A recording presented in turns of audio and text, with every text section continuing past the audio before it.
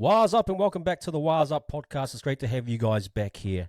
I'm here on a Monday night and I've got a very esteemed guest on the podcast for you guys. The biggest profile guy I've had so far, and I'm really grateful to have him on here. Former Kiwi international, Newcastle Knights legend, assistant and head coach of the Warriors. He's co-host of the Izzy and Kempy Breakfast Show on SCNZ and the Run It Straight Show as well. I'd like to welcome in tonight to the Wires Up podcast, Tony Kemp. How are you doing, Tony? Yeah, I'm good, man. Thanks for having me. It's a pleasure to come on and talk. Thank you, man. I really appreciate you coming on here, and especially we're going to break down some cool topics, I think. So I'll give you guys the run sheet tonight. Look, we're going to do a little review. Obviously, it's fresh on the minds that win against the Sharks. Kempy called it at the game with Sammy, and that was beautiful to watch the highlights. I watched a little bit of those highlights from the call today. We'll preview a little bit of the Warriors versus Raiders coming up. And then we're going to talk about Rugby League in New Zealand. Look, it's different to the Warriors. And hopefully today we'll get some more insights from Kempy, who's been in and around the game since, the 80s and in different roles around the Kiwis and development work in New Zealand. So we'll get his view on that and talk about the Kiwis, how we're going to build to the next World Cup, those types of things. And talk a little bit about Kempy's journalism career and anything else that may pop off. So I really appreciate this. But we'll start off first by getting into this game against the Sharks. Here we go.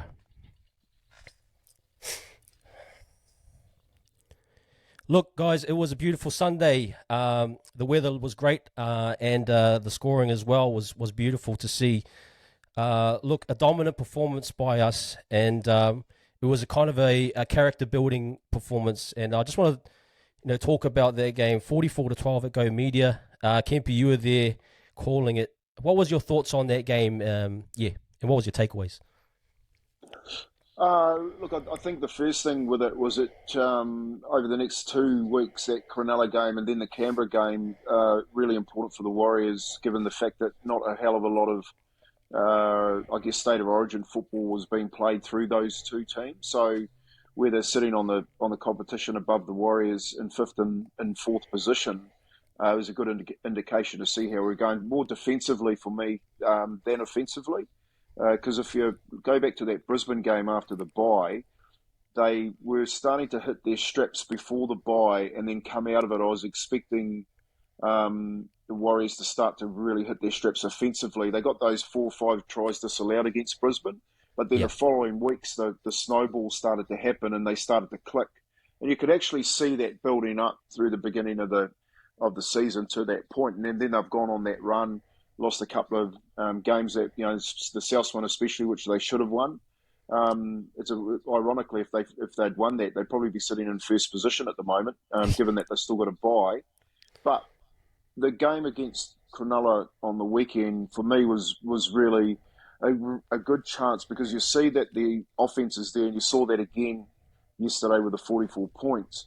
But it was more about their defence, because coming to the back end of the year, no one really remembers the front end. They'll start to remember a little bit about Origin, and then they'll start to look at your team and say, right, are we a contender going into the last 5 or 6 rounds? And they'll be checking out your defence, because as you know, competitions are really won around your defensive structure. And I think the most pleasing factor for me of the game yesterday was the defence, that they kept them to a couple of tries against a very good offensive outfit. Nico Hines, Dally-M Player of the Year. He's got plenty of strike power in the back 5. The forward pack, although they had a couple of players out, especially some big boys in the middle of the park. I thought Toby Rudolph was very good, but they nullified them in the middle of the park, and I think it was a 90% completion rate. Really buried the Cronulla Sharks. So, in all, I think it was probably one of their more complete games of the year, and given the disruption to Sean too, like over the last 2 weeks, is he in, is he out against Parramatta and Cronulla, due to Kayla having a baby, I think that they handled that and managed that part of the team well as well, because speaking to Richie Agar this morning on SENZ Breakfast, he said right up until the game they really weren't sure what the makeup of their team was. So, hats off to the coaching staff. They've done a fantastic job getting them ready for the game, and coming home, I think they also had a little bit to prove after that last game against South, especially the boys in the middle. Yeah, no, that's a good point, Kempy. Yeah, it's funny. I think we all as fans get caught up in attack, and another 40-point win. It's like, yeah, but like you said, finding out about the defensive side, like those two efforts, was it Montoya on one wing and then Sean on the other? I thought were really, really good. What did you make of Metcalf? And obviously he's a person the Sharks like to target that channel a lot. Do you think he held up quite well, apart from that probably early first read with Nico going over? Oh, they were scratchy in the first 15 minutes. The Warriors on that left edge. Luke was always going to be targeted down that edge with Britain Nakota. Like the lines that he runs are always very honest. They're consistent. And he gets Yes. rewarded with that try late in the second half. With it, he's gonna test you at least 9 or 10 times a game, and no, it doesn't matter which edge player, especially around the halves, he's marking up against. He's carved up some very, very good halfbacks in the competition as Britain Nakota. So, hanging off him, getting stuck with Nico Hines in that first 15 minutes, it really wasn't just Luke Metcalf that was struggling. The middle was really scratchy to start. They rolled through the middle early on with Toby Rudolph and Karfusi, and then they getting out of dummy half really well, and their kicking game was pretty well much spot on into the win. And then the Warriors just they couldn't get that ground. They were losing the ground in that 15 minutes. And when Nico, this is a really good example, when Nico Hines is on the front foot behind good go forward, he's unstoppable. You know what I Yeah. mean? He offensively, they score. They put 50 points on two teams already this year. So what happened from that 15-minute mark? And I take my hat off to young Tom Male. He got put into the starting position. He had to Yeah. carry through. It's really hard for a young bloke to do that. If you look at, so you've got the older statesman in Aidan Whanua Blake, who's playing 65 minutes, and you've got the young boy, the young bull coming in, he's blowing real big, Yeah. through his backside in 15 minutes. And it's going to take him a while to get used to that. But I thought he held his own in the middle of the park, especially, because they would have um, been told by Craig Fitzgibbon, having watched Souths, having watched Sydney City Roosters in their analysis, that you've really got to target the middle of the park. But the difference was Wade Graham and the bench and Dills Walker coming off the bench. So when you match those two up, it was ironic. They both made the changes at the same time. And, Wade Graham just didn't have the same impact as Dylan Walker. And then that's with that leg speed, the way that he gets over the advantage line, then everyone gets a spike in their effort levels. And then all of a sudden, the momentum changes and it's Sean going back behind a forward pack. And then the momentum swings again. And it swung basically for the next 25 minutes of that first half. And given the 40-20, a couple of really nice passes and plays, first-class plays by Sean, Yeah. the Warriors jumped out to that 20-point halftime lead. So, I think that was probably the best part of the game for Cronulla, their first 15 minutes. But for the rest of the game, mate, they just couldn't get any ascendancy in the middle of the park. And when you're playing, which is again a good way to look at these top four teams, when you're playing them and you can win that battle in the middle, not only are you going forward defensively and offensively on the back of a 90% completion rate, you're really solid indeed because you've got you've got the breath behind you to make Yeah. really critical decisions when they're coming at you. And I just one of the things I thought about Cronulla, which was really surprising for me, I thought their fitness was a little bit down.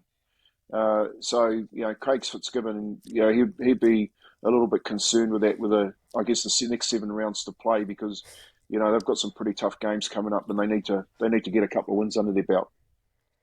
Yeah, it's funny with Cronulla. I noticed, like, one thing I noticed was I don't think Nico has a big long kicking game, and you can kind of see once we start to win the territory battle, you start to see these kicks start to fall in the 30, 40 meter range. Montoya and that getting these big run ups. So I think, like you're saying, when he has a pack that can get them good go forward, get over that halfway line to 40, 30, his kicking game's the best in and around that area. But I think it was really good that to see our guys just sort of kind of ascend. And I think, if I'm thinking about it, I want to get your thoughts on it. Like after the Souths game, I thought we were definitely not top four. But it's funny, we've crossed out Sharks now, in my eyes, as a top four team. And all you've got left is, the Panthers, the Broncos, and the Storm. And then, Souths are still chasing behind us. Do you think we can make that top four?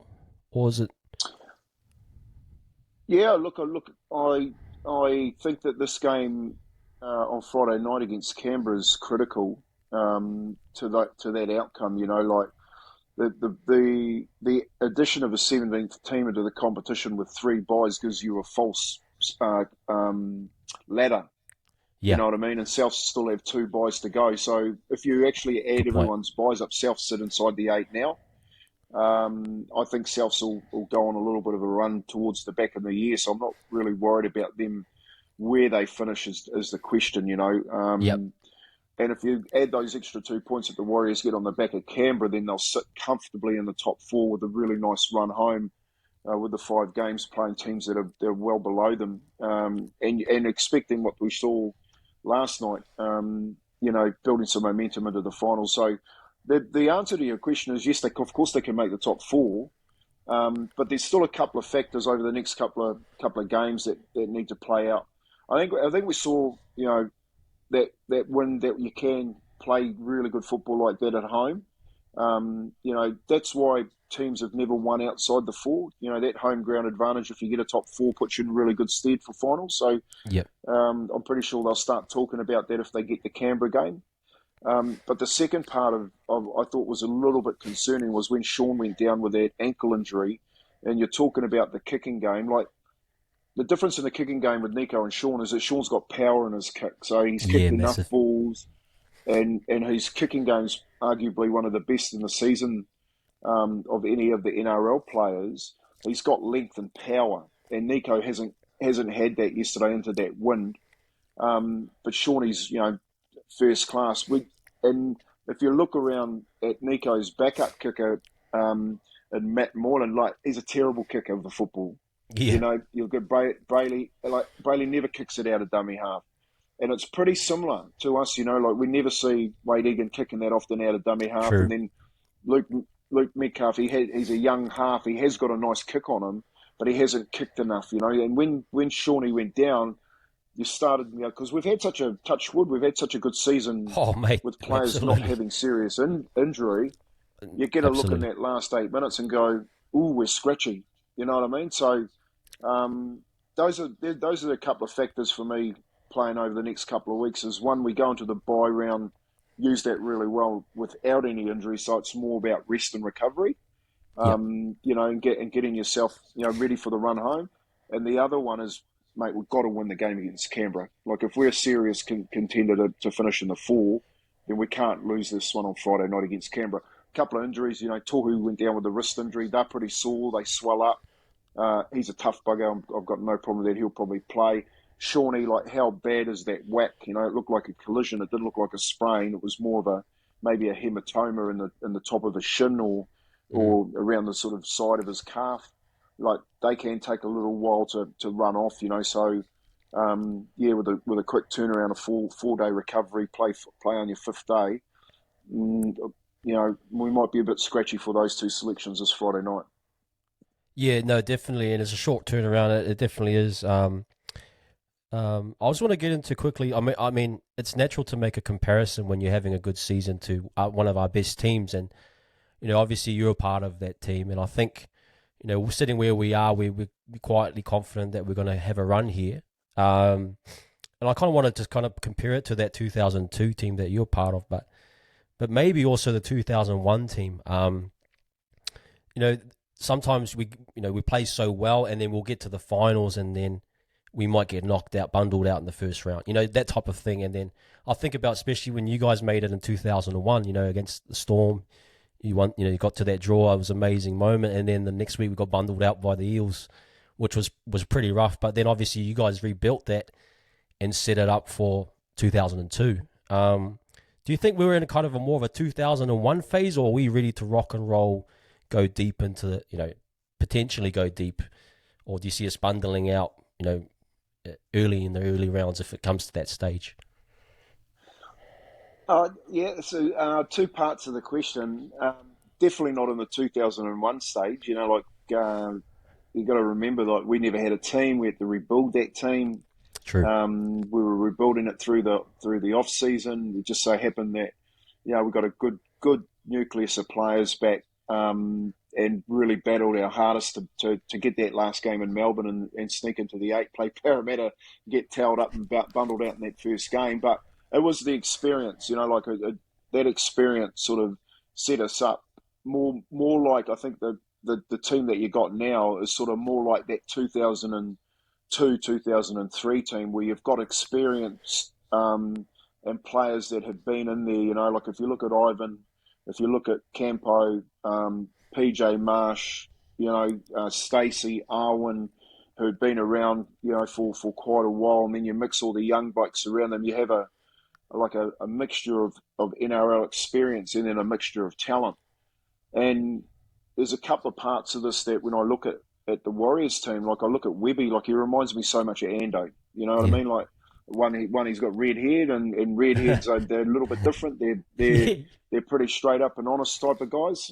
They I are. really like that about Webby. He's straight up. He calls it as it is. And the other thing for me, and I sort of get a feeling that they've got a quite a happy environment down there, and it hasn't been happy down there for so long. I've been watching it for so many years, going, come on, man, we need to really sort this place out. And for once, it's looking like a really happy, enjoyable, I guess, team both on and off the field. Like even post game, the kids and the wives and the cuddles and all that sort of stuff. You look through that and go, well, shit, there's actually something really special being built here. And for me, last week when Sean received his 200th jersey for that Parramatta game, there was one comment he made, which was he spoke to his coach and he basically just said to him, like, thanks for making it a happy place to come and play, and train. And for me, that's sort of everything when you want the best out of your players.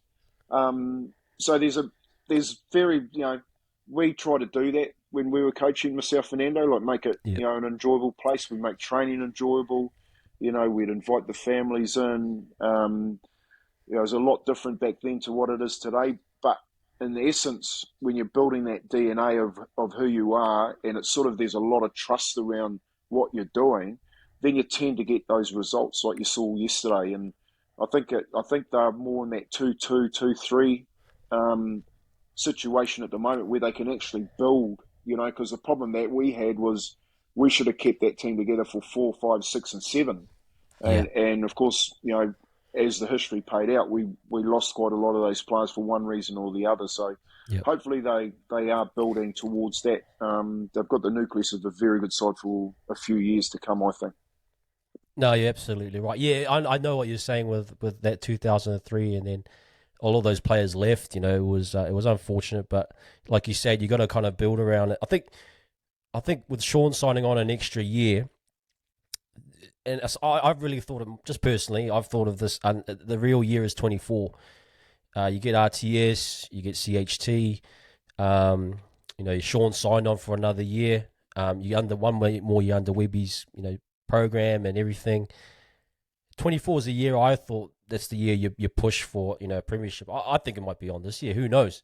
Like you said, with a 17-man NRL, it stretches it out even more, the talent. So, it's not going to be the same next year. Teams will be stronger. But, in terms of that, do you think we need to add any more pieces, like a big signing, or do you bring it through the development that we've got right now in terms of solidifying the 30-man squad? That's what I'm kind of talking about. It's really interesting. I was having a conversation before the pre-game yesterday on the radio with a guy who's a player agent, and we're talking about the top 30. Now, see, back in when I was playing, there was only a couple of us, coming out of New Zealand and making NRL teams back in those days, So, we didn't have to worry about top 30. We had to worry about how many of these Aussies we could get past to play in the team. Now, making top 30s is like, it's really hard work. It's not a given. And I think the problem that you have these days is you have so much talent, especially Pacifica and Māori talent around, that a lot of them think that they're better than other players. And possibly they are, but the difference is their work ethic. So getting into that 30 is all about getting in there and then making it your spot and going through the numbers before you get there. Because Sean Johnson just didn't make the 30, and we're talking about someone with talent. Yeah. He had to bide his time. He came in. He had to go through everything. He's gone through the Kiwis to get to where he is today. And you know, when you're building that type of mentality, if you haven't got a junior structure under to build the understanding of how to get to that, then you're sort of behind the eight ball. And I really like what the Warriors are doing at the moment because I'm massive on pathways. So the 16s and the 18s that join next year, our second grade's going well.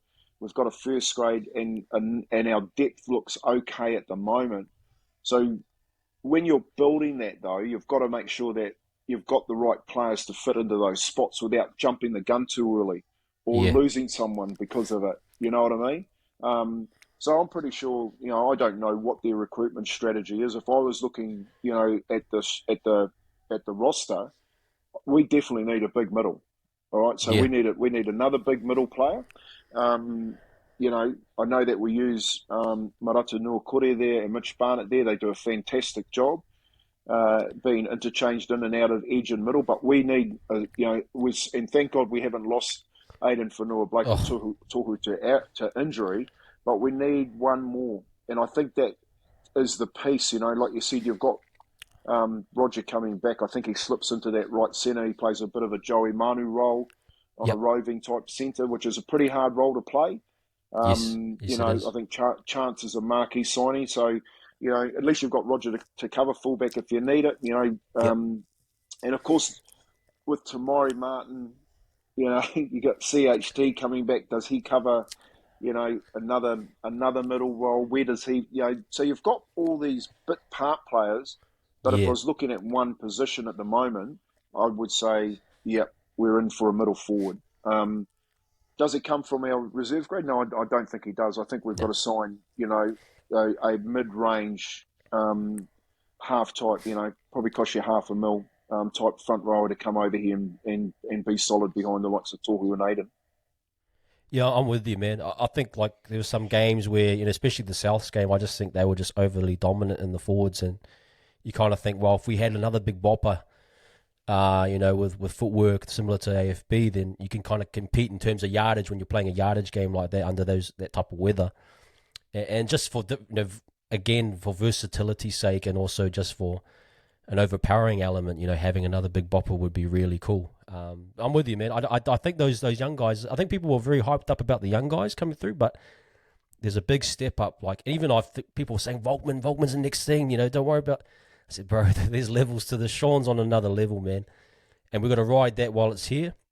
So I'm totally with you, man. I think we got to look out for that middle forward coming up next year. But I appreciate that, Kempy. Like, We're gonna like, go. like Oh, sorry, you yeah, jumping, yeah. jumping. I'm just gonna say, but like about young Volkman, like he's a really good player, Yes, as is Luke Metcalf, but you know, it's about not just the individual, it's about the fit. yes, So you can have like good young players that when they come into sides they don't fit, and you can have good young players, and this is the what's happening with Luke Metcalf at the moment and see what Luke is happening on with Luke Metcalf is he's starting to read Sean, so he's starting to go, yep, I know your role, and I know my role, and actually I know now how to run off your role. And another a real sign of that was last night when he read that kick through, missed it by a heartbeat. yeah, yep, yep, Now, when you get that type of combination going, it becomes very very dangerous. So there's no problems with we've got the talent, but the talent has to fit, and I'm pretty sure at the moment. I think what they're doing, with especially Webby, he's got a really good idea of going right specific roles. This is the role that you're playing, Dills. You know what I mean? This is the role yep, that you're playing, Luke, and it's working for him at the moment. But you're right. You take the marquee out of Sean, and then it becomes a little bit harder. yeah. And I think it's hard. I mean, Webby could rejig it till the end of the world and find a way to get the job done. But it's good having your key players in those positions. But really good point about Metcalf too. Like, I was wondering, he was a little bit jammed up the last few weeks, and then now you're starting to see him open up. He's actually getting more touches now, and the places that he wants it, and working off Sean Love. Really good point. Look, we're going to do a little quick preview of the Warriors versus Raiders. Oh, sorry, we're going to do the podium, gold, silver, and bronze, and we're going to do that right now.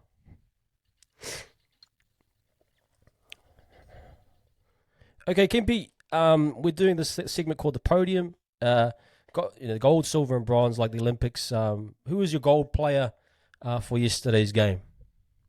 I think with the challenges that he's been put under over the last couple of weeks at home, and he said this off the field too. Like, he's happy to be back in New Zealand. He's with his family. It's showing on the football field. I was one of those players last year that's saying that maybe it was time for him to hang up his boots because he didn't look like he was enjoying his football. But he's come back and he shoved it right up me and a number of blokes there, and thankfully too. Like if we've played a little bit and helping him get a little bit angry and get to form. That's Sean Johnson, mate. Like yesterday, like playing at the line, like haven't seen that for a long time from him. Like that close up into the ad line. Good halfbacks in this competition go across the ad line, and the way that the structures are run means that if you've got a really good football head on you, your decision making is really strong. There was one play in the game, one set in the game, which really identified how far Sean's come this year. So he's hit Josh Curran on a line, which Josh normally runs, and he gets absolutely smashed. So Josh is down, he gets his breath back. If you're watching him, he's hunched over, but Sean's working the plays out. So he's going one more, he goes one back to the middle, and as he's going past, he's telling Josh to get back into the same spot. And then he runs this exact same line again, and Sean knows where the defenders are going and goes straight past them and hits Rocco Berry. And by then, Talakai's in all sixes and sevens defensively because he didn't know whether it was going out the back to Chance or it was being hit with Curran because they were all eyes on Curran, and it was only 2 tackles earlier. Yeah, And I think, for me, Sean's game yesterday was probably one of his finest of the year. He got a 40-20. He's yeah, had that was like 3 beautiful. try assists. But just his management, and it came down to that type of game too, because he's up against Cronulla. He wants to play. He wants to play there because of his competition. He's been basically saying like you need to go because we're getting Nico Hines. So it Yeah. became a personal battle between him and Nico too. And he gets the goal, mate. He got the points yesterday. It was a knockout for Sean Johnson against Nico Hines. Kempy, they talk about, I mean, I heard Gus on his podcast talking about, when players get into their 30s and stuff, the game starts to slow down and, things become easier for them. Did you find that when you played, as the more experience you got, the game just started to slow down a little bit? And because you were in decision-making positions, in the halves and that type of thing? Yeah, it's really funny, like I'll tell you how it works is your body slows down, so it's not as I guess durable. So you could go for longer periods of times at high speeds all the time when you're younger, and your recovery was really really good. But then as you got older and injuries started to get in, and you had to find ways to move and maneuver and all that sort of stuff. So what happened when the body was slowing, the mind would start to work overtime, and then everything would come into play. And I'll give you an example of that. So there's always this thing about teaching kids don't look at the ruck, and you can, if you're analysing any type of football, one of the things that people don't do is they don't look at where the head is faced. So, for instance, if I'm looking at you right now, I'm looking straight ahead. But if the ball is over here and my head's like that, then I can't actually see what's going on in front of me. Yeah. Gotcha. And you get taught as a young age to square your head up and don't worry about what's going on here because you're looking at what you're going to there. You know what I mean? In front of you. Yep. So as a footballer, what Gus is basically saying, it becomes a lot easier to them because your repetitive training and teaching you that gets you to set things up. So that Josh Curran example I gave you is a Yeah. prime example. Bang, I'm going to hit him. So he goes, Matt Moreland, got to make that tackle. Yeah, all that hurt. And I'll guess what? I'm going to go back, but I'm coming straight back to you, Matt. Now Matt knows it's coming, so he's in a repetitive thinking mode, but Sean's a step ahead of him. And he said to Rocco, you just run into holes, mate. I'll pick the pass. And if he Yep. doesn't come for Josh, Josh gets it again. But I've gone to my pass selection. And that's what was so good about yesterday is that he summed it up over the ad line.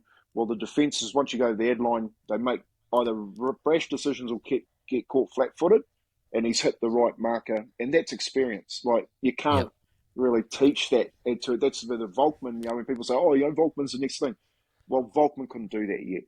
Yes. So Yeah. that's the sort of stuff that you learn as you get on. Cool. Who was your silver medalist, Kempy? Mitch Barnett. I thought Oh, Mitch yeah. Barnett went under the radar yesterday. Like Yep. the amount of work that he did, he started on the right edge. I think that they start Mitch next to Sean Johnson because his confidence is in the defence. So, when you've got Marata Nuakure out there, he's always going to start next to Sean Johnson this year. So when he's back, he'll go straight and slot back into that right edge. But Mitch, he held it together out there on that right edge. But when he came back to the middle with Dylan Walker and played those minutes, mate, if you go back and rewatch the game, the momentum stopping, he stopped a lot of those Cronulla forwards in the spot and wrestled like hell. And then when he carried the ball, he made them pay in their defence and trying to get them to the ground. That's those games where people say, you don't see the little things that they do. Yep. He was close to their best on the field yesterday, Mitch Barnett. No, absolutely. I mean, I've even talked about our back rowers, that whole forward pack in general, but especially the back rowers when they're out there, they do a lot of work. Those guys, like obviously, big hits like Morata, when he's usually in there, massive hits, and then you got to peel back, and then you got to take all the lateral shifts, and you got to kind of protect Sean a little bit. It's just really impressive, and Mitch is in the same vein, with that. I was thinking about Ali. We talked about Ali a little bit in our four. I noticed Ali, he was a bit, heaving a little bit. I think you kind of saw the value of our four a little bit yesterday because you kind of see, well, everyone sees Ali come on at the 45th minute or whatever it is, and he has nice runs, scores a try.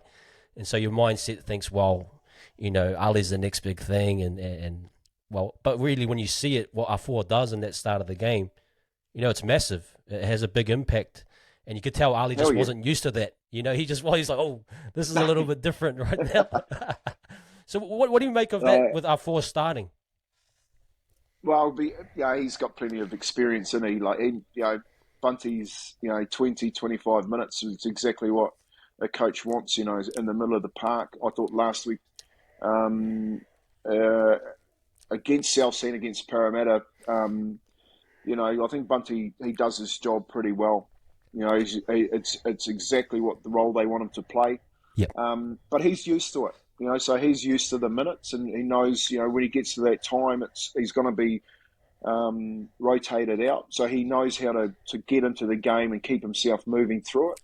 And just on those edge players too, like it's not that they're going to help someone. Like I think this year, especially defensively, if you look at the way that Sean and the edges are defending, it's the confidence they get with having people in the right spot. So your defensive captains across the edge in the middle are people that you really want to be right next to. So you've got no problems in defensive decisions.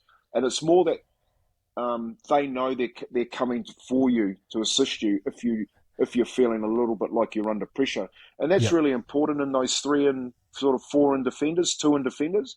Like if you're under a bit of pressure and on the inside, man, I know they're coming, I've just got to hold and not panic here. They are going to make those defensive decisions hell of a lot better. So don't worry about Tom Ali. He'll get better. He just needs more time. Really good point there, Kempy. Look, who was your bronze medalist for that game? Oh, I think there was a couple, mate. Like I thought Wade Egan was outstanding out of dummy half. He's in career-defining form at the moment. It's no wonder they've signed him through to 25. Hooker's hen's teeth in this competition. He's very deceptive out of dummy half. He's getting over the ad line of forwards. He's picking a selection of pass to who to go to, when to go to that person is spot on. He's got a really good relationship with Sean. But I have to give it to Rocco Berry, mate. I thought Rocco Berry yesterday up against Talakai. I just think his enthusiasm is infectious. Like he's really good on that right kick of Sean. So Sean with his right boot when he's going up, when you've got a chaser like Rocco, it makes your kick look a hell of a lot better. But I thought defensively, that was probably better than his attacking game yesterday. Like he hit blokes with a lot of venom yesterday, and he's up against a bull in Talakai. You know what I mean? So he got under his skin, and I haven't seen too many people do that to Talakai. So he got under his skin. Every time he carried the ball, he challenged him, and then he went through him and around him. And Yeah. basically, that was the game for Talakai. Rocco Berry had got him. So I think Rocco will gain a lot of confidence out of that up Yes. against Talakai. You've got to remember he's a New South Wales centre. And Rocco Berry at this age, young player, doing that to a New South Wales centre who only played New South Wales last year, Rocco's got it all in front of him. So hopefully he can just continue to build. I think it's all, if his defence is right, Rocco, his attack, he can play. He's a good footballer. Yeah, it's funny. Like a lot of us as the fan base were calling him fifth tackle Berry because he died with the ball every time he got the ball on the edge. But he's actually kind of developed. He's improved. Or we've unearthed what was there and just needed to be revealed. He showed it all in that one moment where he went on the outside, beat his man, double pumped. He kept Mulatalo off with that little double pump there, and the feedback inside to Chance. I just think, man, that's what we want, and it's great to see that. So that's awesome. Thank you, Kempy. That is the podium done. We're just going to do a quick preview of the Warriors v Raiders. I'm going to start there right now. Okay, Warriors v Raiders coming up this Friday, guys. Yeah, it's a short turnaround. We don't have the team list or anything, but we're just going to go quickly through, some key points. I suppose, firstly, Kempy, short turnarounds. As a coach, did you find any issues with those types of things? Short turnarounds, mentally or physically?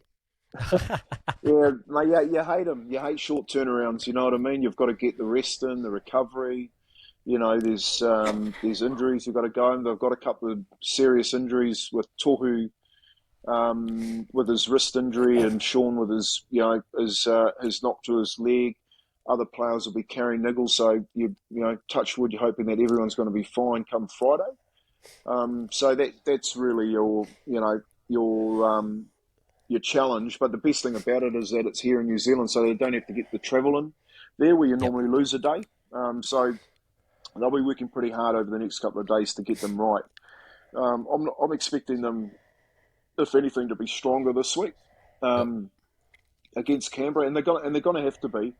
You with Joseph Tarpane and Papali'i coming over, Hallsberg, that they've got some real starch in the middle of the park who don't mind mixing it, and I think you've got to be really strategic around the way that you mix it with them, because they do get their backs up if you get a little bit on the aggressive side with them. So, it's about being smart and playing smart, and I think the way that Tohu and Aiden and Dylan have been playing more like that Parramatta game would really frustrate the likes of a Canberra side. But, it's that mix of that sort of toughness in both middle packs. And I was saying to Sammy, when you lose to the Roosters and you lose to the Souths the way that you are, you get a little bit embarrassed as a middle forward.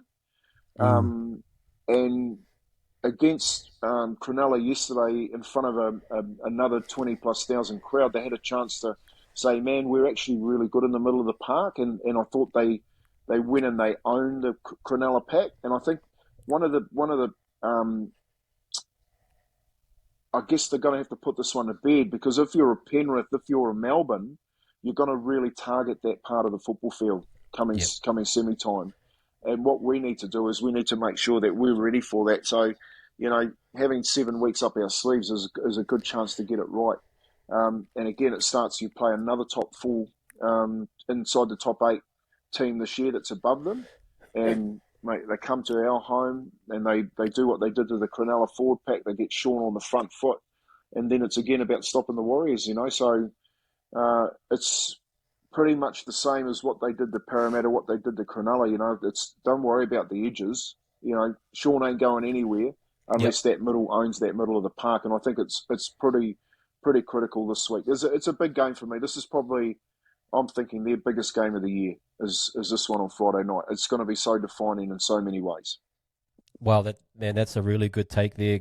I suppose as a fan, I'm not seeing those types of details, and it's really cool that you bring it up. That we know this is a massive game. I think you're right. We've the weaknesses in the middles. Well, not that we don't have a good middle, but when it has broken down, that's been the weak flaw in this team. I suppose moving forward over this next couple of weeks, do you kind of see a drop off?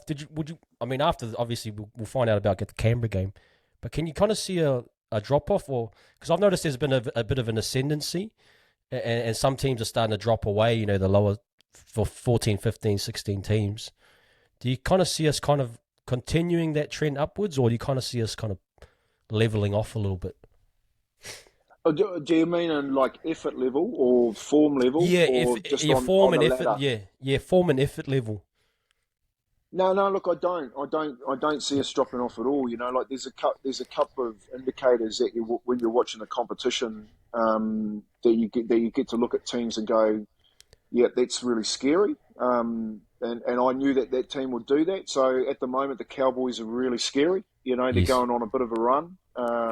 They've made no changes to their side from last year that made before. They got bundled out, so they'll be hurting a little bit. But if they get it right, as you saw last year, and we're starting to see that in the last 4 weeks, they're starting to click and get into gear. And I think that's like really, really scary. I think the other one is that when you're watching football teams get a run on. So you see Parramatta, they won 5 in a row, you know, and then they come up against the Warriors with a lot of players out. They lose that one, then they get back on and just get home against the Titans last night, you know, Yep. so 6 out of 7. A run is really important. We really haven't had a good 6 or 7 game run. Good point. So, you know, hypothetically, you could say, well, if we get through Canberra, we could take Canberra the bye and get on a 5 game run. And then the other part of it is like timing that run. So Yeah. we still haven't seen our first team out. So we've got Tamari Martin to come back, Jazz Tavaga to come back, Marate back this week. He'll probably go straight back into the side. And that's right in it. He's served a Yeah, he's back suspension, this week. Yep. Yep. um, which is really good. And then, you know, it's about, well, I've got players in such good form. It's like now, when and how do I make sure that I get them to the back end of the season ready to fire in that first game so they can carry them through to the finals? And history will tell you when they went, you know, on that run, they lost that final and Manly got tailed up there, was that they had that run, but they blew out. So, Yeah. you know, these type of short turnarounds and then managing the following week. So yes, it's a short turnaround, but then you've got the bye. You know what I mean? Yep. So how do you manage that next 10, 12 days so that you've got the rest and recovery into the players so that they can handle the next 5 weeks? But then you get the players back, and how do you manage the rotations so that when your middle because it's going to be a battle in the middle. You know, I think this competition this year, in and around why the competition's so close, is that if your middle doesn't show up, the other team's going to get you because we've got, you know, that spread across the competition of players, which makes it, you know, a little bit more exciting. Yep. But if you're not showing up in the middle of the park on the night, you're going to get beat. So there's you know, all that sort of stuff to play off. And I actually think because they've worked really hard in the off season, like Aidan Fanua-Blake, you just have a look at his game yesterday, and I think it was about 65 minutes before he first got changed. And like, he is super fit, you know. You look at Tohu, he ain't going to let you down. If you need him to go 80, he will go 80. Yep. But you probably, as we get towards the back of them, somewhere along the line, Webby's probably thinking about, like, how am I going to freshen them up? You know, if we do get teams by 20, 30 points, I think you're going to see players being changed out, which he's going to try and freshen them up that way as well. That's a really good point. Yeah, you can't keep running that same squad to death. You need the likes of Jazz and those guys to No, come back. it's timing. Yeah, Yeah. it's the, you know, like you've got to time your run. You know, you don't want Yes. to be hitting. You've got to think about it because you've got a mental aspect too. You know, like you're asking them continually getting up, getting up, getting up. Well, Yeah. it tends to when it gets a bit too much, you will start to have down days. Yep. So you can get them up, but you need to rest them. You know, and we haven't seen our best team out there. You Yep. know, imagine if we did have our best team out there, but we haven't seen our best team out there. So it might actually fall into place for us. I'm just going to Yep. grab my cup of tea. Yeah, go, mate. All good. Yeah, while Kempy's grabbing his tea, you know, he's really good point there. Like, it's all about our runs. And, oh, very nice, very nice, very nice. Kempy, yeah, man. I'm a bit under the weather as well. You're not under the weather, but I've got a bit of flu going around. A really good point, ascendancy, like timing things. I think I think even the 2002, 2001, that era, it always had timing to it. Remember that the seasons would pick up. there'll be certain games where just the team would just blow teams out, and then they kind of ascend to a certain, even that run through 2003 as well. Just coming off the top of my head. Windows, eh? Those windows appear like Origin. You get those. See, come the back end of the year, there'll be a couple of things that play up for a couple of teams. One of them will be HIA. Another one will be suspension. Because there's only so many times that they're going to go. Campbell Gillard last night with the way that he dropped his knees into a player. There's only so many times that they're going to look at things before they start sending players for a bit of a break. And if you've got, this is where Marata needs to be really careful. If you start to get, those longer type of suspensions, they can start to hurt teams. So those little windows start to appear. And the other one, which is like really annoying for me, is the referee. Like, who do we get as a referee? Because in the competition, as we saw yesterday, referees have such different interpretations. One of the 10 metres, that South Sydney one, that wasn't 10 metres. No, it was an inconsistent 7 to 12 metres. And the other one is interpretation. So I thought yesterday that they could have given a lot more repeat sets. Because I was thinking, man, that's a real long time to be held down in the wrestle. Mitch Barnett was really blowing up. Like, come on, man. I'm getting to my feet. You've got the balls with my hands around the ball all the time. You're not allowing me to play the ball. So I think those three things, one of them is going to hurt a team. And I just hope that, HIA, we've had a little bit of that with our hooker this year. I hope that doesn't happen because I don't think we have the cover for Wade. The other one is suspension. Like, mate, we don't want Marata to get suspended because we need him out there on the right edge with Sean. Let's just hope we get a decent referee. Yeah, you're right about the refs, man. What was it, Klein? He was going back. I was at the game. You were there. He was going back 12 meters on what was it, our sets and stuff, and then he was doing lines on theirs. I was like, oh man, we're not. It wasn't our night. It's a really good indicator, eh? So especially in the first 10, 15 minutes when you're watching the game, is to count the meters that the referee takes your team back. And your captain has to go in, mate. You're taking us back 12. Like, you put that thought into the referee's head so he gets his timing right because. That rule, I didn't say it yesterday on the commentary, but the rule getting 2 feet behind the referee, it's gone, mate. That's BS. Players have got the jump. Yeah, players have got the jump back on them again. But interpretation, they'll come the last couple of weeks, I guarantee you, and they'll say, we're pinging you if you don't get back on side. That's a typical NRL thing. How the competition works. It's how they work here. They tighten everything up and then they release it whenever they want. Cool.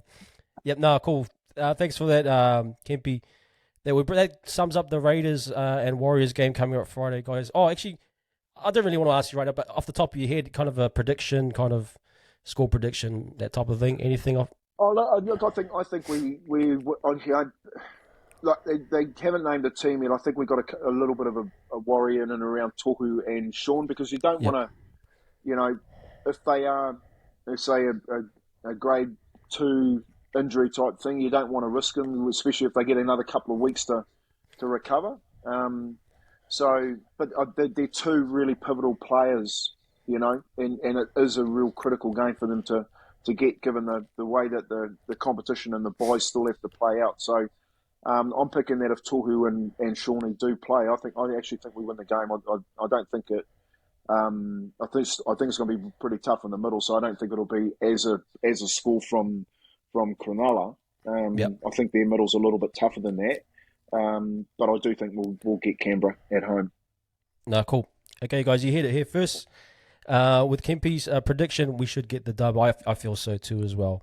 Hey, look, that wraps up that segment, and we're going to go into some different topics now, and so we'll start off with that.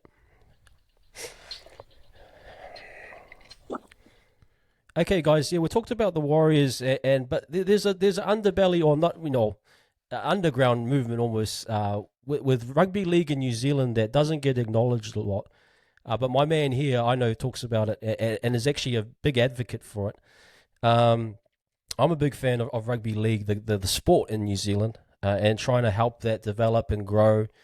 and flourish. Obviously, in a multiverse somewhere in another world, rugby league in New Zealand is the biggest sport, and rugby union is a minority type sport somewhere. But at least we can kind of think about it. And I've got Kempy here. I'm going to go through a few topics, but look, I want to start off with the first one. Was the Auckland Rugby League signing with Manly and potentially some other clubs, and Canterbury Rugby League as well, just signing a deal with the Bulldogs. I think for pathways in terms of the Warriors as being the mainstay professional club in this country, are you a little bit concerned, Kempy, with those bodies taking deals with other NRL clubs and taking that talent offshore? Yeah, look, it's a wide topic. Like it's not unusual for an NRL club to align themselves to a district. We've got 16 of them in our country, from the bottom of the South Island to the top of the North Island, where NRL clubs will align themselves there and take players. That's where Bleary came from. Northland went to Melbourne. Yep. You got Tohu went to Melbourne. They're in and about our country, and they have been for years. It was how I got spotted way back in the mid '80s to go over to Newcastle to play in the inaugural year there. So it's not new, but the scary part about it now is that it's blatantly being done in the face of our national body. Yep. And in direct,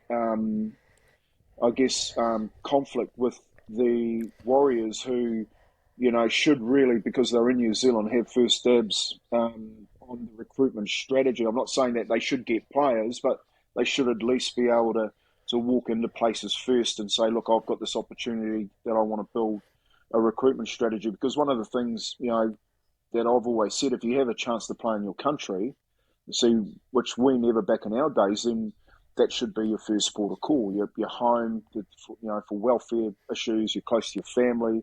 Yep. It's not a 3-hour flight across the Tasman. There's so many good things that can surround that type of thing. So it's a real concern for me. And the other part of that is that our national body plays no part in sanctioning or saying that you can't come in, which they should do. And the other one is that the NRL allow it to happen without any repercussions. So Yep. They know, the NRL, that without New Zealand, especially as a recruitment bed, then the NRL won't be as strong as it is. If you have a look at all the Pacifica kids, I think there's close to 500 kids every year that leave our shores to try and ask for transfers and pursue a league career in Australia. It's purely becoming a recruitment bed as opposed to a country, like you said, that has decent pathways, competitions for our kids to play. So we're in between a rock and a hard place because our national body doesn't help our game out in our country to grow competitions. All we do is go to tournaments. The NRL flies into tournaments and they pick the eyes out and take our kids offshore.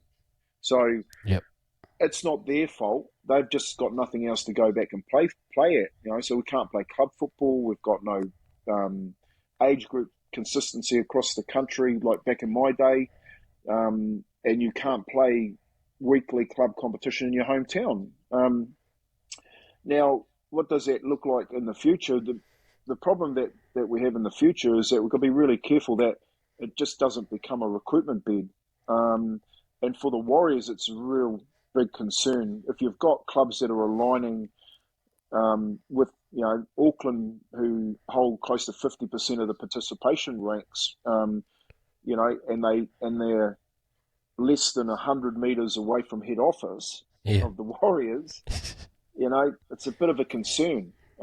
So I just, I sort of know what the answers are, but it's more around relationships. And unless the NRL stop it and say no, and geographically, tie off areas and say, this is the Warriors area, and they work out a better transfer system, because a lot of the clubs too, they will send kids to other clubs because they get paid a transfer fee. And the other part of that is that if the national body can't create competitions, then we purely just become a place to recruit, and that's the problem. Our game will never grow as it should do if we just become a recruitment bed. Do you think we can get the Bartercard Cup or another semi-professional or professional competition going up again in New Zealand? Or is that gone? I don't. Yeah, look, I do. I just don't think that there's a um, a liking for growth of rugby league in this country. I think that the people that actually run the game at the moment are more interested in the Kiwis and less interested in clubland and building Yep. pathways. I mean, because see, going to a tournament and putting an advert up on Facebook to say come and play for this province, and you can go to a tournament and play for 3 days, isn't a pathway. It's a recruitment strategy for the NRL. You know what I mean? Yep. And a lot of the tournaments that you go to, they are simply recruitment tournaments. But you've got to have a deep passion to actually want to build something in the sport, as opposed to sit there and get paid really good money and go to a Kiwi game. Like seriously, why would you pay a Kiwi coach at the moment? There's maybe one game a year, if that. Yep. And we can't even give that to a Kiwi. There's so many bits and pieces that are skew if at the moment. I just feel really sorry for the people that are out there volunteering and showing up and doing it out of their own pocket. We can't even afford to get our clubs to games against each other because there's no funding support going in. And if you think about the amount of funding that's coming in to head office that isn't getting back down to the grassroots, and it's a real problem. And I'm talking tens of millions of dollars. So it's a pretty broken place at the moment, rugby league on the whole. But it doesn't mean that it can't be fixed. It just needs good people that want to go in there and actually work. Yeah, really good point there. I will put this out to you right now. I wanted to say open checkbook, blank check for you, Kempy. What would you do to kind of set up and maybe even monetary figures if you know them off the top of your head? What does it need to be done to set up the pathways, set up the club competition, the game, all that type of stuff, to where that you can actually get clear pathways, professional competition? You got a blank checkbook. What would you do, and in what steps would you do it to get the game going to where it needs to get going? Well, the first thing that has to happen is Sport New Zealand needs to step away from rugby league. Yep, and they need to give the game back to the districts, which is Northland, Auckland, Waikato, Taranaki, Manawatu, Hawke's Bay, Wellington, Nelson, Canterbury, Southland. All of these teams that have been the stalwarts for 100 years running rugby league in their districts. The zone model, the current model that they have, does not work. It's simple. Less than 6% of the funding, and we're talking anywhere between $6 to $10 million annually. Less than 6% of it goes back to that grassroots football. So where does the other 94% of that money go? That's the question that people need to ask. And you're talking about dollars and cents. Well, there's a lot of money there. That's the point that I'm trying to make. It's just not getting to where it should get. It's not trickling down. And Sport New Zealand needs to step aside because the model and the current model that they're running is dictatorial, and in some sense it's racist, because predominantly sport in rugby league is Māori and Pacifica. Yep. All right, so they're saying, you do, and we're the only sport that are being told this, you do as we tell you and we will pay you.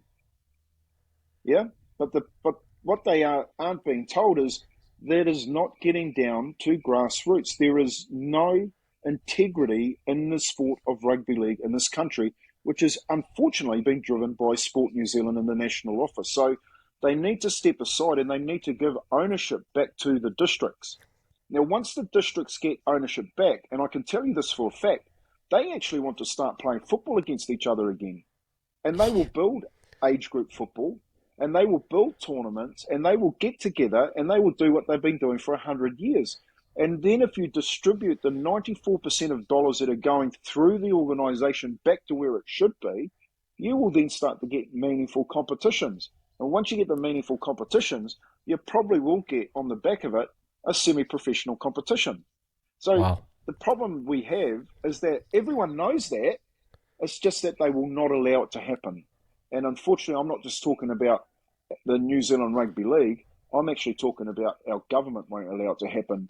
And we need our government to actually... we've had so many reviews in Rugby League. Yeah. Yeah?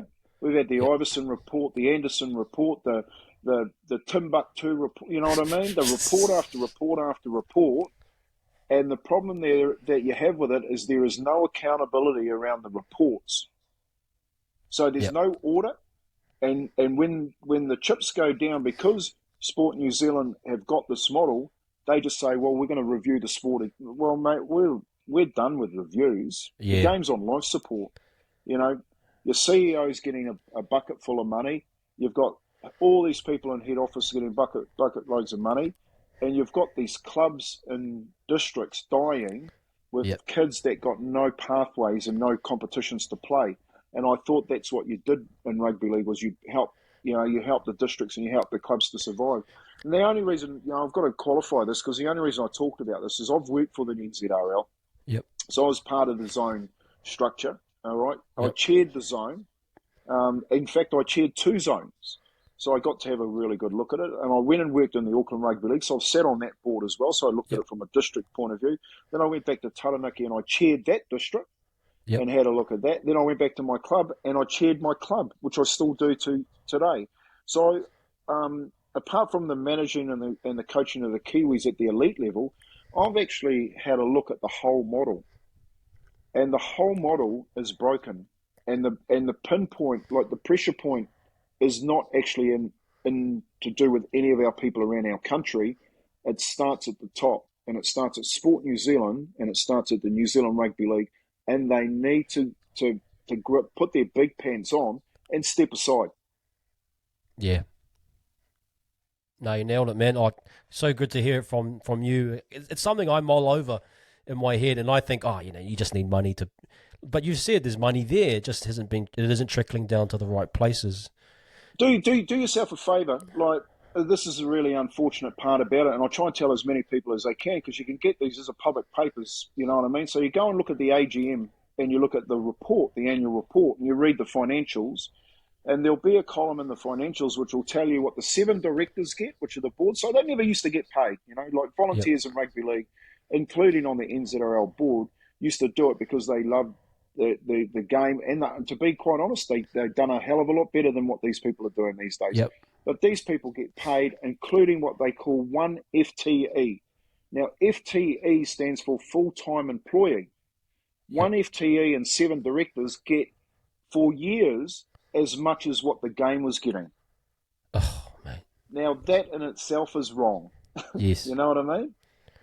And when you're talking about these independent directors that come in and furnish their CVs with a national sporting office and actually do bugger all for the game, is not the best thing for the game. The best thing for the game is the people, trusting the people that got it to where it is today. And I get really annoyed at people that talk about us league people saying that we're not good enough to run the game. Like, that is just a load of garbage. Yep. You know what I mean? You go back down to a club, and you'd know this because you're from clubland, and you watch all the mums running the game. You know, they know how they feed their kids, they dress them, they get that club clean. They do everything. They get them to tournaments and all this, and they do it all on the smell of an oily rag because they haven't got disposable cash to spend. And we have all these people, independent directors and so forth, getting honorariums in their pocket, and nothing's trickling back down into our grassroots. So, if we're going to see any change, mate, we ain't going to change it. It needs our people to tell them at the top to step aside. You heard it here, guys. It's got to come from the top. Yeah, really good summation there by Kempy, and yeah, it's really sad from a fan.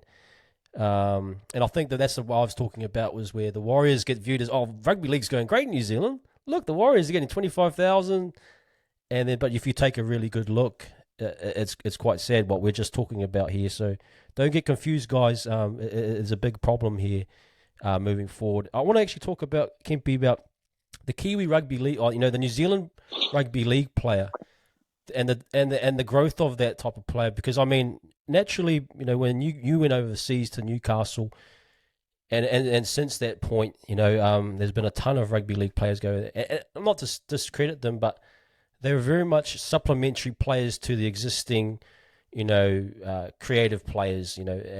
But now we're seeing where the New Zealand Rugby League player is actually the really important part of the team, and it actually gets you through that origin period. Like I'm thinking, the Melbourne Storm and the Penrith Panthers, a lot of their sustaining element over their origin period and injuries has been that Kiwi player that isn't available for origin.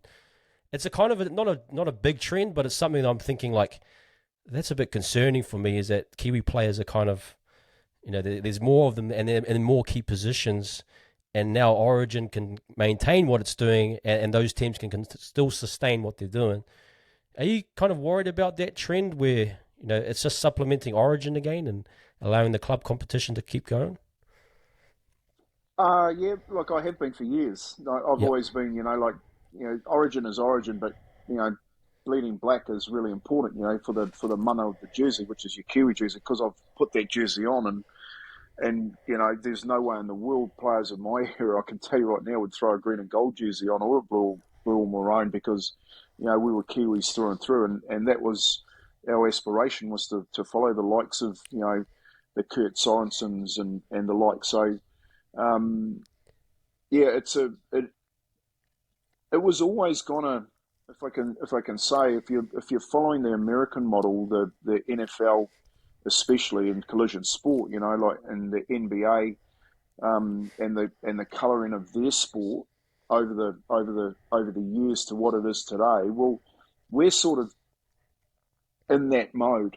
You know what I mean? So Pacifica Yep. and Māori are starting to take over all of the competition. If you look at Penrith, for instance, and what Gus Gould set out there at West with his Western Sydney academy, like a lot of those kids out there are all Pacifica kids. They come into Yep. academy, they get taught well, and then all of a sudden they're playing, because they're residing, or the kids might be born there, but their whānau, their whakapapa leads them back to Tonga, Samoa, New Zealand.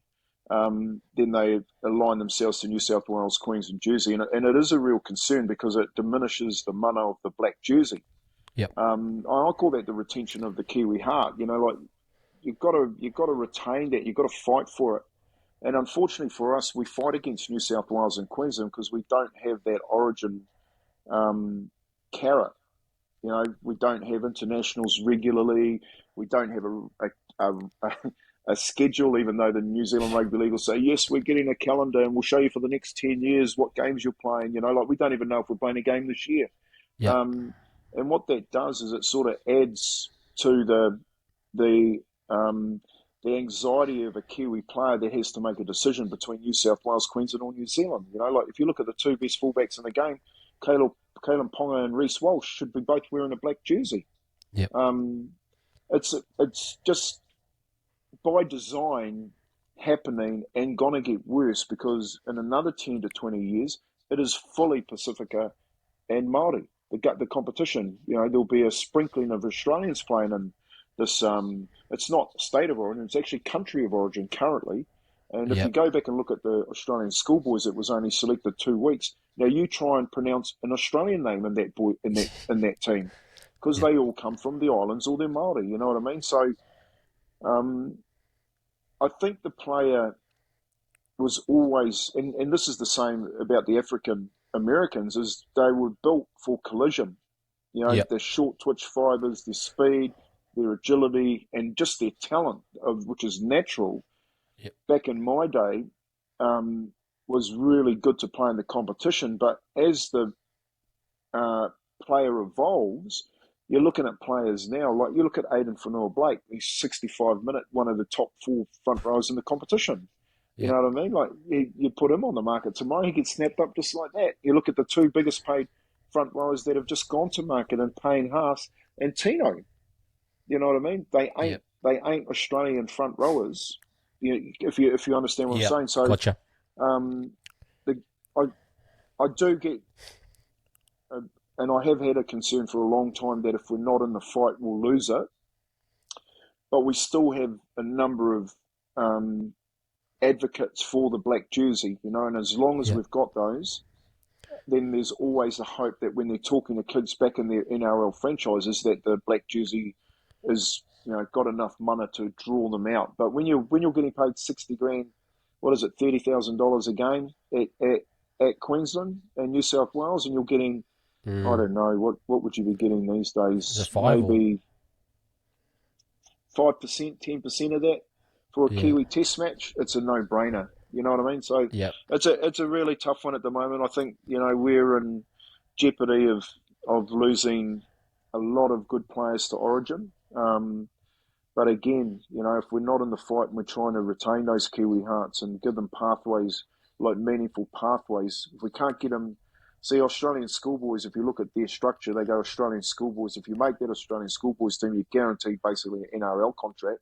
And Wow. most of those kangaroos come out of the Australian schoolboys because they go into New South Wales, Queensland Origin, and then onto Yeah. Australian teams. And that's the beauty of a pathway.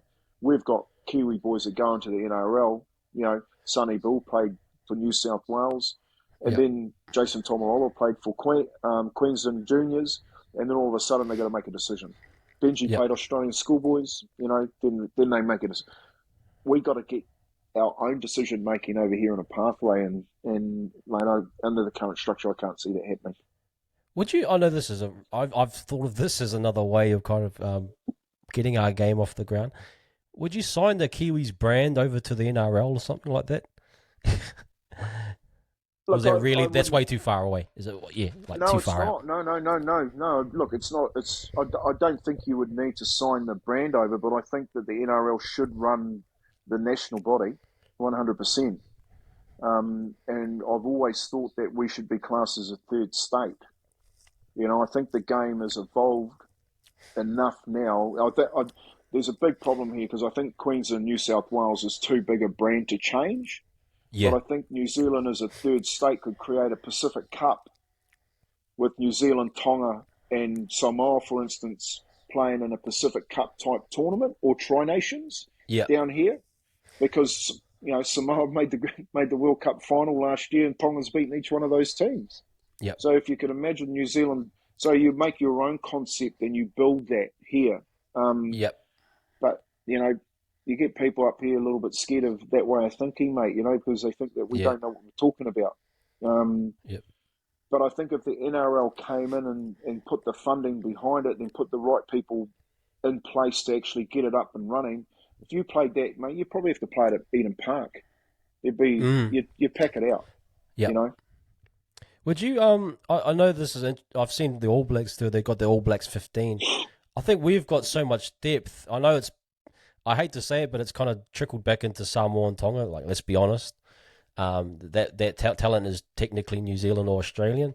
But even with that in play, there's still heaps of New Zealand talent. And in spine areas everywhere.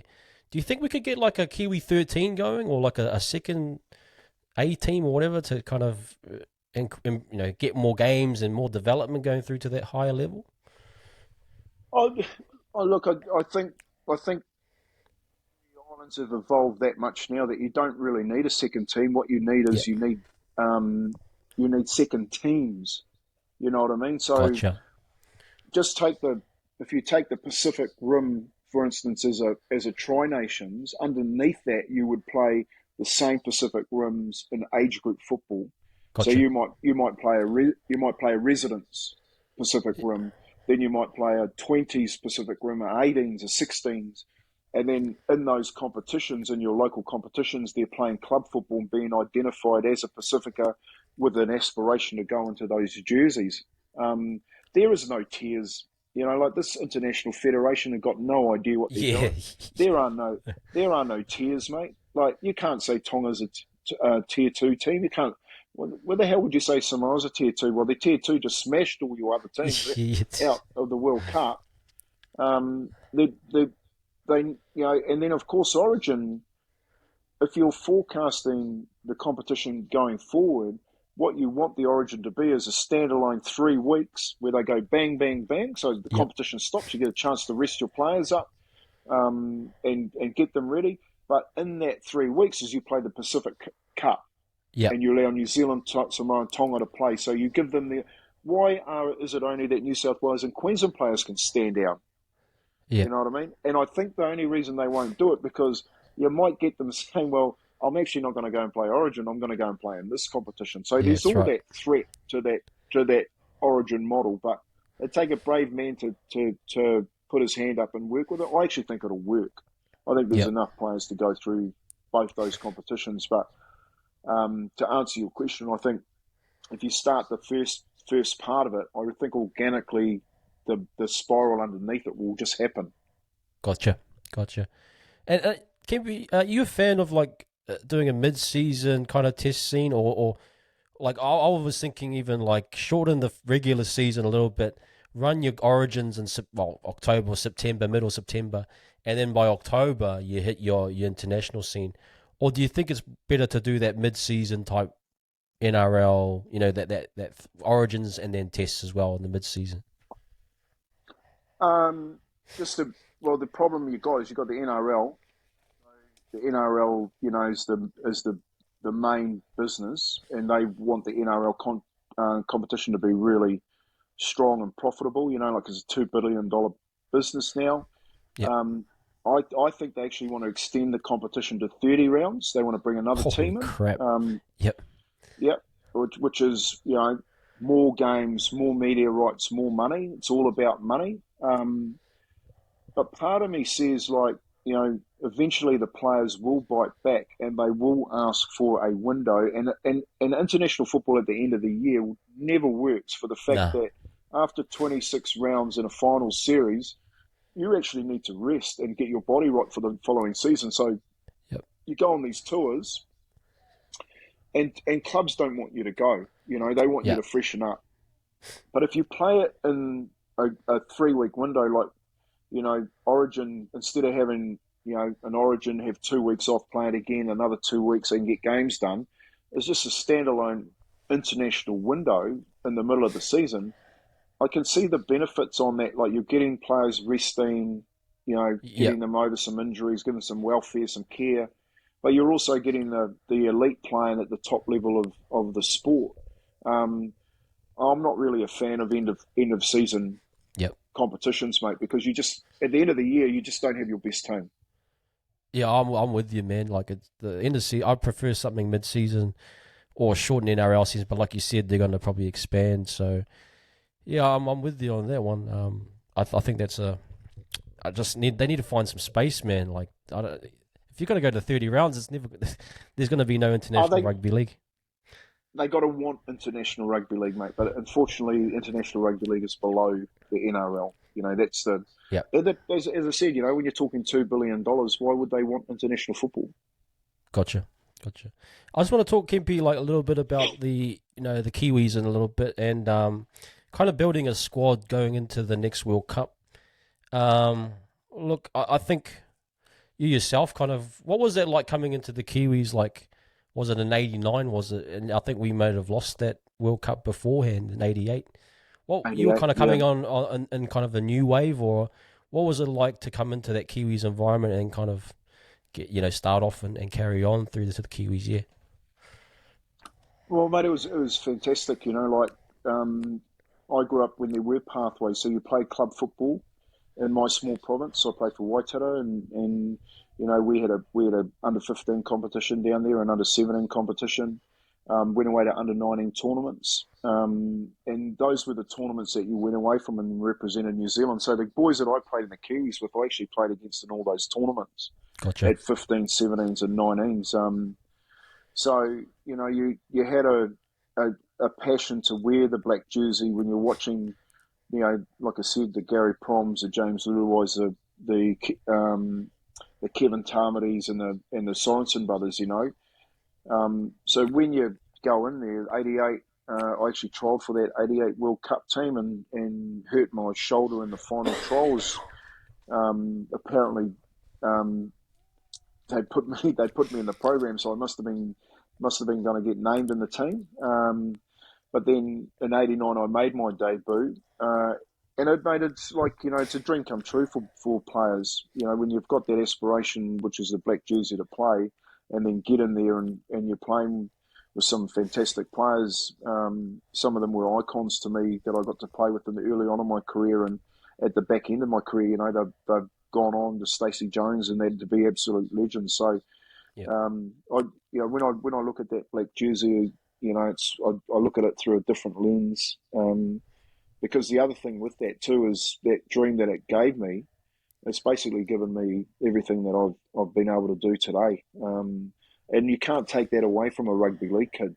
That's the part that really gets me annoyed, because the people currently that run the game don't understand what it actually means to the league community. It's not just the Kiwi jersey, it's the aspiration to reach it, which drives kids to go and do things and give them things such as work ethic and motivation and resilience, because that aspiration of a Kiwi jersey is within reach. So when we see no test matches and no pathways and stuff like that, I just feel sorry for the little kids down there that want to play rugby league, and at the moment, we've got so many good Kiwi players in the competition. If you look at all the clubs in the NRL, most of them in the NRL clubs, their marquee players are Kiwis. So we can fill a decent Kiwi team, and I just think, mate, Kiwis have they're a little bit different than Aussie. They're naturally talented. Been involved with a number of the teams, the Kiwi teams, either as a player and a manager and a coach, and every time you get out there and play against the likes of the Australians and the English, one thing they could play, but one thing the Kiwi boys is just that natural flair. Yeah, it's funny you talk about that, because I even think of just amazing Kiwi moments when we're beating the Aussies. It's what's come out is flair and naturalness, and it's overpowering because they have all that structure and line running. And I think of the 08, 2010. I know you're part of that too, that final, and that's the beauty of our game when you break it down. It's just a shame that we aren't able to see it as much. I wanted to talk about if there was some Kiwi players that you'd build a team around going into a 3 or 4 year window here. Who are those guys that you try and build the team around? Like, they're not interchangeable as such, but players that you want to build moving forward into the next World Cup, whenever it is. Who knows? Yeah, well, mate, if they, obviously they have a World Cup every 4 years. It's just that they don't play that much football in between it. So, Yep. You don't really get a chance to build combinations. I think the first thing you need to do with the Kiwi structure is you need to get it right off the football field. I think, when we have this operational arm that wants to hire Australians to coach our Kiwi team, then you don't actually know the Kiwi team. And when you've got people who are selecting the Kiwi team that have bought into that Australian mentality, then you shouldn't be selecting the Kiwi team. And I've got Yep. good friends that are doing that at the moment, you know what I mean? But if you're buying into that Australian model, we're behind the 8 ball straight away. Gotcha. And you can't tell me that we don't have Kiwis that can coach the Kiwi team. We actually Yep. got some really, really good coaches in this country, either past coaches, present coaches in the NRL, or young coaches that would actually enjoy being in for 1 or 2 games, along with a decent type of structure. So I actually don't think, as long as we keep mucking around with this model, we're not going to win the World Cup, because one thing the Australians that come into the team, and I've been involved with an Australian and a Kiwi team, is that they don't actually understand what makes a Kiwi tick. Now, people always go back to the Wayne Bennett situation in 2008. Wayne Bennett assisted the Kiwi team. Yep. Mooks and his group did all the coaching. Yeah? Yeah, And gotcha. Wayne Bennett added that extra bit that young coach needed. Now, that part is totally different to the model that they've got at the moment, where the head coach actually gets to bring in all his Aussie people. There's no culture around the Kiwis like we've built. There's no history about it, and everyone's buying into, oh, yeah, this is what the Aussie's saying. It's going to work, and he's fantastic. For me, that's just BS. Yep. So if we can get that part, if we can get that part right, then we can go on and start building. From the probably what we want as a player in the Kiwi team, right from the club that actually understands what it is to play on that side. And we've got fantastic players, mate. Jerome Hughes, Dylan Brown, we've got great forwards, and we continually pump out good back rowers and centres. You know, if you have a look at the Warriors, a number of them will be the Kiwi team this year. Yep. So as far as players go, mate, he's one of a 100 of them at the moment, and that's a great place to be in. But what are you selecting them for? Yep. And that's what I'm saying. Off the pitch, we can't get that right. So Yep. we can't say to them, like, we're 7 weeks out from the competition finishing, and they don't know if they've got a game yet. Yeah. And they will say, yes, we are playing the Aussies, but they can't confirm it. You know what I mean? And for a player, that is really annoying. Because, Yep. if I'm carrying an injury as an NRL player, I'm starting to think, if I'm actually outside the eight, I'm starting to think about hospital and getting cleaned up for the next year, getting back to pre-season, you know? Yep. So, yeah, there's a lot going on in the background, mate, that just sort of, I think we've lost our way. My Yeah. honest opinion, I think we lost our way. I think it's about tickets and tracksuits, rubbing Yep. shoulders and egos, pay packets and all sorts Yep. of other BS, as opposed to what we used to have, which was, here's a black jersey. This is what you can do and achieve with it. Now, how are you going to get there? Yep. And if it wasn't for the black jersey for me, mate, geez, who knows where a lot of us would have ended up. Yep. And I think one thing you're doing, and that's what I mean, like I'm dead set mean it, like one thing you're doing is you're robbing those kids, those young rugby league kids, of that opportunity to dream. Yep. Yeah, I got you, man, on that point. Like I was hearing Gus on his one, and he was talking about Origin, and the Queenslanders know how to pick Origin sides, and they know what it means. I get you in the sense of the Kiwis having an Aussie coach. He doesn't understand the ethos of the Kiwi player, and I think that's a really good point. Is that our value system is totally different to theirs, and what we believe and those types of things. So I'm with you on that. I just wanted to ask in terms of, like, I think this is the most uncaptured element is the 3-test series against the Kangaroos. Do you think that will ever get up and going at some stage? Well, yeah, that's what we're talking about. If you've got a 3 week window, you can play 3 tests against a Kangaroo team. You know what I mean? Yep. But there's so many movable parts through that. With Origin, like Origin's the number one game. Yep. No matter how much you talk about the World Cup and international tournaments, it doesn't compete with Origin. And until the goalposts move around that, then I can't see, like, Australia and New Zealand playing 3-test series, because the clubs won't allow it. That's the first thing. Yep. But where are you going to play it? Like at the back end of the year? You see the outcome of the World Cup. Like Joey Manu's been suffering because of the World Cup all year. Yep. Just as a prime example, he hasn't been able to get over that long season from last year. And I just think, like, if they're going to do something, they need to, like, move the goalposts a little bit on Origin so they can work a Pacific Cup. The Pacific Cup's the key. If we can get that up and running, and I don't know, whether the CBA is strong enough to call for that as well. Yep. I do see it happening in the future. I do think the young boys coming through, the smarter they're getting. I do see, like when they start to get a bit more of a quality across the CBA, with some Pacifica boys in there actually saying, this is what we want to do. I do see it changing. Yeah, I think I hope so. I do hope so. Look, well, guys, we're going to go tack into another side of Kempy. I suppose his journey through, a media figure and journalism. So we're just going to cut away to that. But really good chats about the Kiwis and rugby league in New Zealand, guys. I hope you guys are really aware of what's happening on the ground level. So thank you for that. We'll move on now.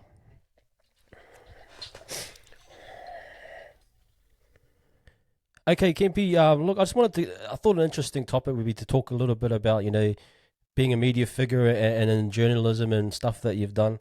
Firstly, I wanted to figure out how you got into writing, because I know you've written articles for different outlets and stuff like that.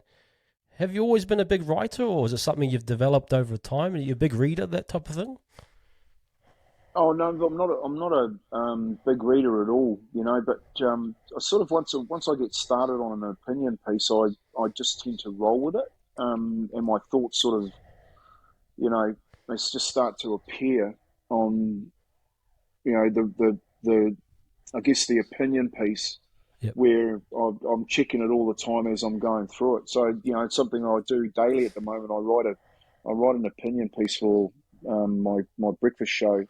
which I throw out in the opinion pieces. It does two things. One, it's to stimulate thought from other people out there. It doesn't always have to be of the same thought as me, but the other thing is it's just like checking myself too. Is like what I'm talking about. So for instance, I'm talking about the All Blacks tomorrow, and whether or not they're ready to jump on the Warriors train. Um, as the Warriors went through a similar thing, and that train's full steam ahead now. So is it time to get on with Fozzie and the players? After the last two games, and really buy into this World Cup. Are we a nation that wants to support our own type thing? So, as you start to form those opinions and put it down like that, it becomes a bit easier to do. But it's also your job, mate. So you've got to do it.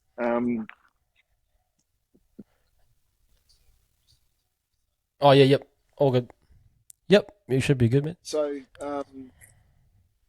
if I guess it's just not the writing. It's sort of one thing I have is, and a lot of people know this, is that I have an opinion, Yep. and you can take it or leave it. But if I have an opinion, I actually are quite happy to share it. Mm. And a lot of people saw that. So through relationships, when I lost my job and with the Warriors as head coach, I moved straight into Māori television as a commentator. And it was sort of, I'd been doing sort of articles for papers through my playing career, and the odd guest appearance on Sky and stuff like that. But it was really my first foray into journalism when I went to Māori television and did commentating in the Baraka Cup. Yep. I did that for a number of years, and then started to be what they call a preferred supplier for rugby league comments on the radio. And then over the years, the radio thing sort of took over because the TV stuff became a little bit too taxing as far as your time went, because you never had weekends. Yep. And then, as I find myself today, like the people, in places that have radio stations quite like the opinion, and then all of a sudden you're working in there in a full-time position. And it's just sort of similar to what you're doing. You've got an opinion, you put it out there, people start to listen to you.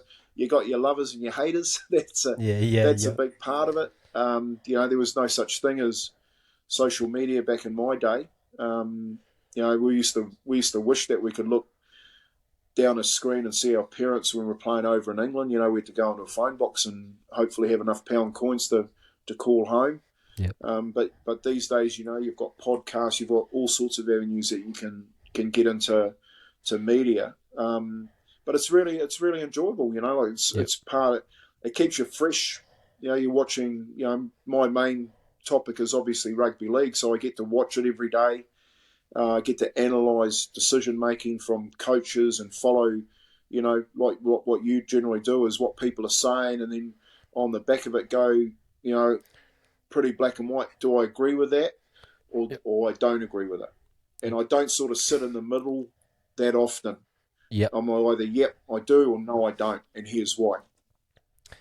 Yeah, and I've found myself disagreeing with you a few times on different Yeah, articles or thoughts, but that's actually a really good thing, and I kind of want to lead that into, I think of a similar person to you in terms of getting that reaction as a Gus Gould, someone who's credible in the game, has a strong opinion, and you can either love him or hate him. Do you kind of see yourself as that kind of New Zealand version of Gus, or I could so see you on an NRL 360 at some stage or some type of panel where you're the main guy, antagonist of the show. You know what I mean?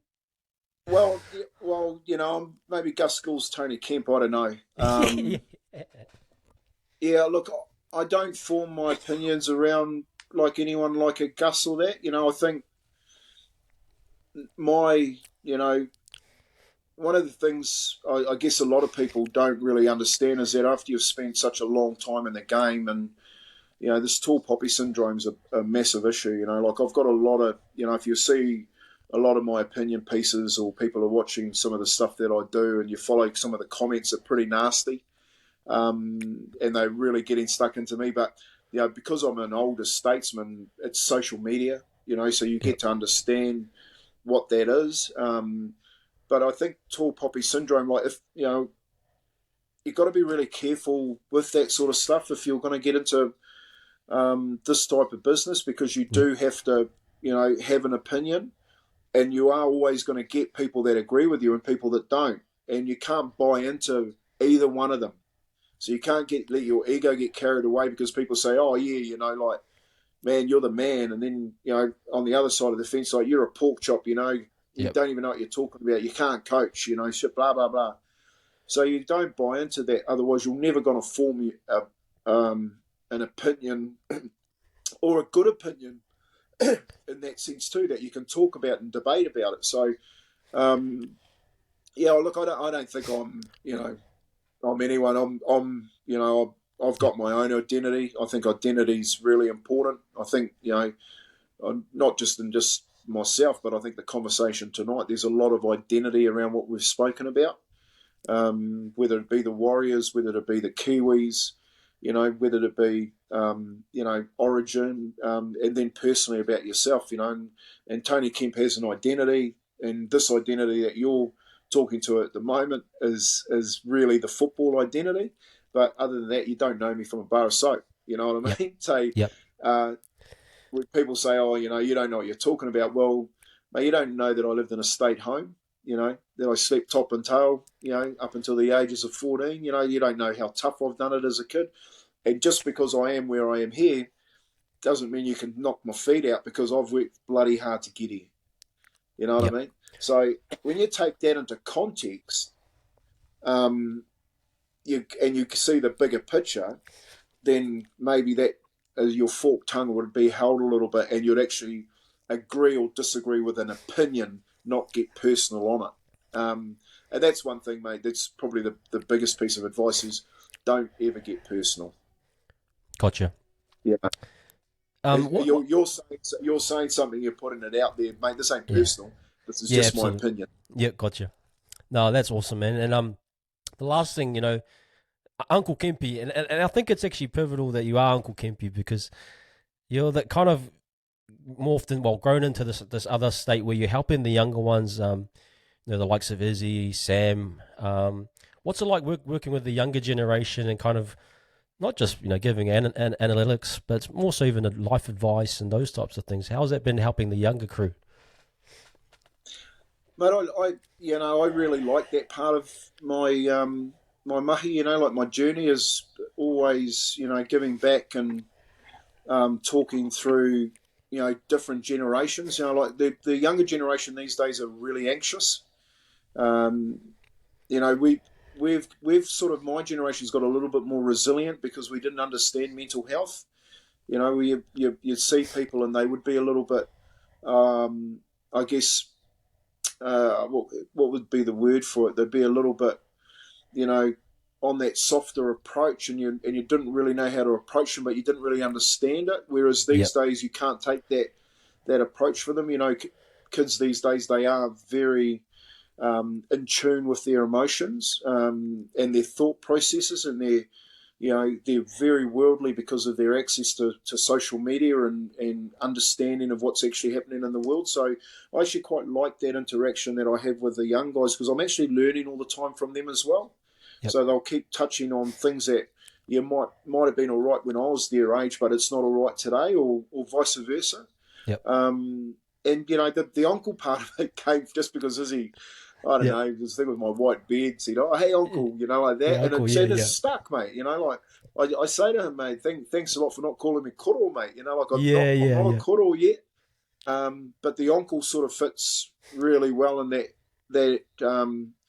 context, because you're dead right. Like, the media game is full of young producers that are very, very good at their work. Yep. And I don't come from a background of journalism, so I rely on them, every day to help prepare me and make me, well, I guess, radio ready. for the day and for the week and for the month and for the year. And so they're very good at what they do, and they do know me too, and trust me that they can come and have a chat to me about all sorts of things in their life. So, mate, yeah, it's a stage in my life. It has its benefits because they keep me young. I don't know if you see some of the social media. Oh shit yeah, that we're man, doing your at the guys' moment. skits are pretty funny, man. It's funny, man. It's like, but that's what I mean. Like if you remove the ego side of things, you're quite happy to do that type of stuff. Yeah. Because it's a profile. We're profiling. It's our job. That's what we do. I don't bring it home with me and say, "Oh, this is me. I'm, being the fool all the time." But it is like that's my role. That's what I do. I know what it is, and I don't sit personally in it. I come home. I've got a family. I've got to help look after them and do other things outside of the radio, and then come 4 o'clock tomorrow morning, I'm up and I'm ready to go again with Izzy, and we get back into it, So I think that's one of those things that I talk to you about, like when you're a kid and you're getting that work ethic to aspire, like, that's my work ethic. My dad was a freezing worker, my mum was a factory worker, worked for Teagle, up every morning, 6 o'clock, off to work, work all day, come home, 5 days a week, sports Saturday, party Saturday night, take us a footy Sunday, and away, and it just works like that, So that's one of those things that you learn. That right, this is what I do, man. If I'm going to do it, I'm going to work hard at it. Yep. Well, thank you, Kempy, man. Like, I think we're going to finish it off there. And look, man, just so many things I've learnt from this discussion about rugby league, but life in general. And big talk today has been about identity and character. And those are, valuable lessons. I really do appreciate you coming on here, man, and sharing your thoughts. And, hopefully we can tee up another time. I'd love to go deeper into your life story at some stage. Do you have a biography out or anything like that? Have you done anything like that? No. I've been asked a couple of times. Yeah, okay. one day I'll do. Yep. I'll do one. But yeah, it's there'll be the time. The time will come. It'll tap me on the shoulder and say, "Yeah, man, it's time." Cool. But yeah, no. Look, I've really appreciated too having a chat. I like to share, and it's good to talk to people and share the message. And I guess the passionate rugby league. The one thing we've got in common is that we're passionate about the sport called rugby league. Yeah. I'm a tragic, mate. I can't help myself. People want to talk to me about rugby league. Well, look out. Yeah. Well, that wraps it up, guys. Again, thank you to Kempy for coming on, guys. I think he's all over social media. Help boost those numbers up because it's really good stuff. And Kempy, thank you again, mate, for coming on. I know you probably got an early schedule tomorrow, so I appreciate your time.